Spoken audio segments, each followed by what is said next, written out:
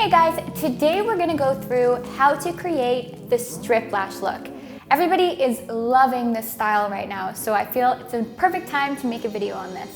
By following these guidelines, you can create any form of the strip lash look that you want. There's really no right or wrong here. It is your creation, so just get creative with it. But definitely follow these few guidelines that will help you get through and make sure that your set is balanced and that you're getting the result that you're going for.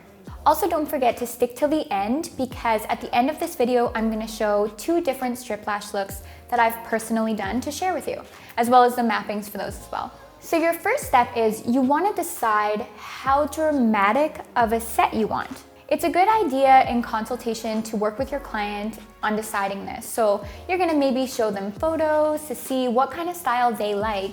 Then you start getting creative from there. But you'll really wanna make sure that your client is a good candidate, because sometimes they'll choose a style that's really dramatic, but you know as the professional, by assessing their natural lashes, that maybe the weight of a certain style may not be achievable for them. So that's something to consider before beginning mapping. So while you're deciding, you'll figure out, do I want to use a certain curl? Maybe you'll do a D curl for your spikes, but a C curl for the rest. If you really want your spikes to stand out, you can use a D curl and then fill the rest of it in with a C curl in shorter lengths, if you really want those noticeable spikes. So that's just an example of something that you can do. So just decide with your client how dramatic they want it to be, and then go from there. So if you do decide you want a really dramatic set, you're gonna work with your spikes on that top layer. If you want a more moderately dramatic, you'll maybe work on the middle layer. And if you want something less noticeable, but just some really nice texture, perhaps work on the bottom layer.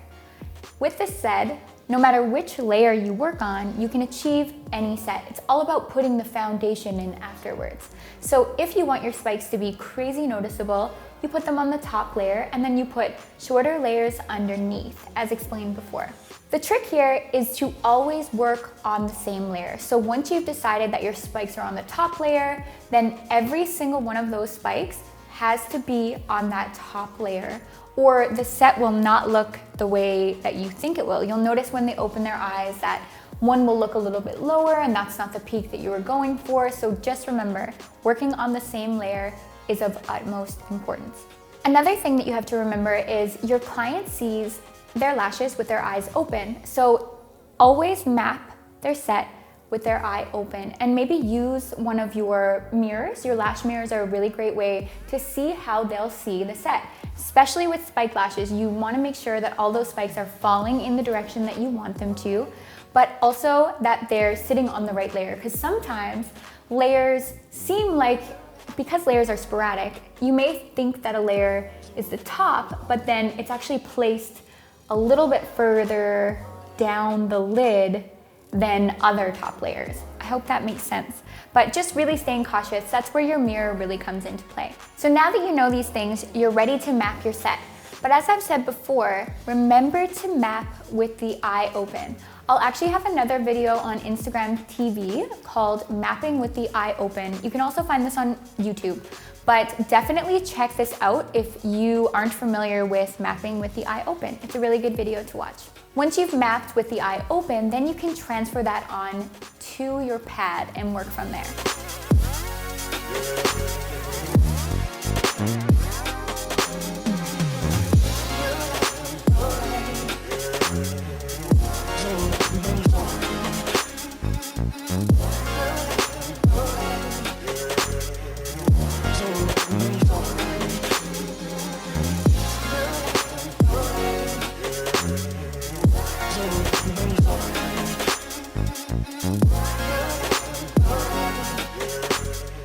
Okay, so you're all mapped out, you're ready to go. Now it's time to start working. But how do you make your spikes? So first point is the spikes are always applied first. So that's gonna be the first thing that you do in your set, and I really strongly suggest moving eye to eye so you know exactly where those spikes are and that you don't get lost and do one eye a little bit different than the other and so on and so forth. Your lines will definitely help you with that once it's mapped out, but I still do think it's a very good idea to work eye to eye just for balance. So when I'm making my spikes, I actually learned this a little while ago by watching the Lash Anarchist videos, and then she personally taught me this in class not too long ago, and it was really cool. So her method makes a peak. She calls it unfanning, and it's so helpful. So before I get into how to make that, I will say first, it's really a good idea to work with a 0.5 or a 0.03 diameter lash. It gives a much more unique look than working with classics. So I would strongly suggest moving away from classics and moving into handmade volume for these. You can work with classics and you also can work with a 0.07 lash, but in my personal experience, the best outcome is from that 0.03 or 0.05.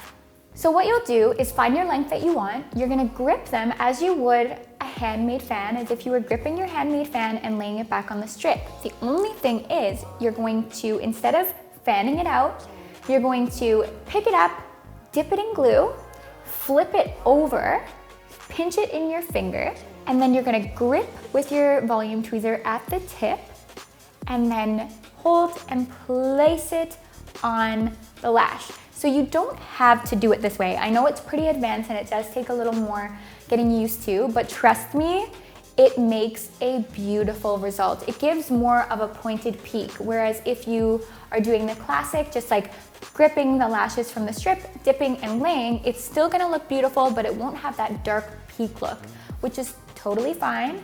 You can do it either way, but definitely try out the peak method.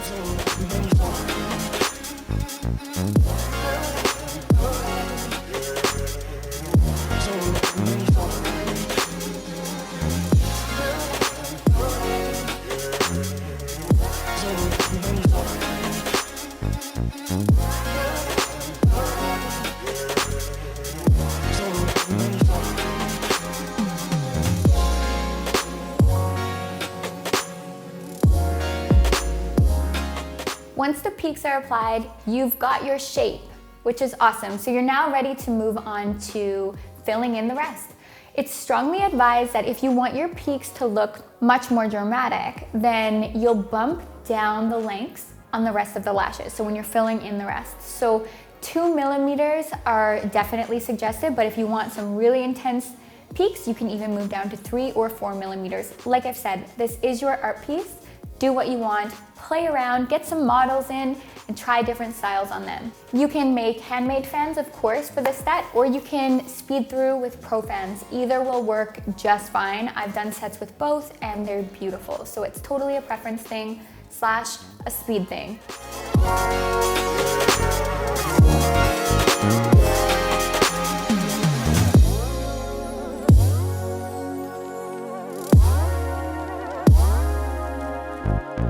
So let's get into our sets. In model number 1, I did a really dramatic look, and how I achieved that was by using a D-curl for my spikes from lengths 10 to lengths 15 millimeters. And I did about 14 spikes throughout the whole set. And then for the base, I filled them in with a CC curl from lengths 8 to 13, using 13 on my lowest layer so that it would look less dramatic. It looked more like an 11 or 12 millimeter. And I worked with my spikes on the top layer, so it really gave a little bit of a contrast between the spikes and the base. And then in set number 2, I did a little more of a natural result, where I worked with C-curl for the spikes as well as C-curl for the lower layer. And I worked with about a 5T fan here, and my lengths for my spikes went up to 13 millimeters, and my lengths for my set didn't go past 11. I hope you enjoy these mappings, and as always, if you have any questions about the strip lash look, please feel free to reach out.